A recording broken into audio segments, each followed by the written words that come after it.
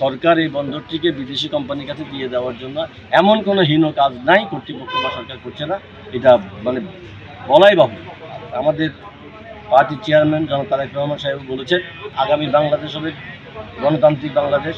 আমরা সেই দিকে মাথায় রেখেই আমরা আমাদের কর্মসূচিগুলো পালন করে আসছি এই পর্যন্ত।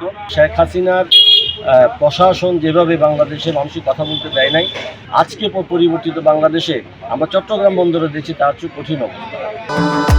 ভবিষ্যৎ হোক নিরাপদ, বিনিয়োগ হোক বিশ্বস্ত, আর আমার পছন্দ সল্ট বে। ওয়েলকাম টু সল্ট বে। আপনাদের অনেকের তালিকাও হচ্ছে, এটা কি আসলে আতঙ্ক তৈরি করার কোনো এটা যেমন আতঙ্ক তৈরি করার জন্য করছে, আন্দোলনটাকে দমন করার জন্য করছে, ভয়ভীতি প্রদর্শন করার জন্য করছে, পাশাপাশি ওনারা আমরা যারা এই আন্দোলন সংগ্রামকে আমরা এগিয়ে নিয়ে যাচ্ছি আমাদেরকে চূড়ান্তভাবে ক্ষতিগ্রস্ত করার জন্য ওনারা চিন্তা ভাবনা করছেন। ওনাদের কোনো অবস্থাতেই ওনাদের পদক্ষেপটা ভালো নয়।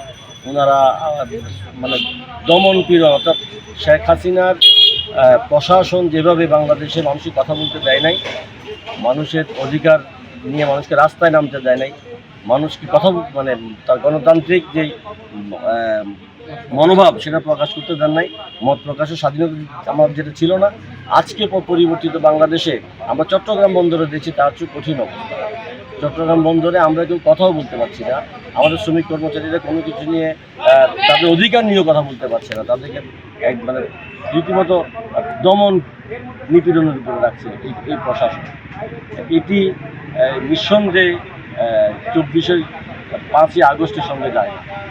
সরকার এই বন্দরটিকে বিদেশি কোম্পানির কাছে দিয়ে দেওয়ার জন্য এমন কোনো হীন কাজ নাই কর্তৃপক্ষ বা সরকার করছে না, এটা মানে বলাই বাহুল্য।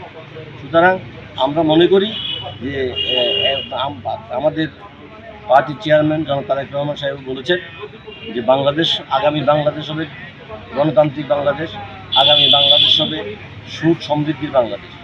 আমরা সেই দিকে মাথায় রেখেই আমরা আমাদের কর্মসূচিগুলো পালন করে আসছি এই পর্যন্ত। আমরা আশা করি বন্দর কর্তৃপক্ষ সেই পথে থাকবে।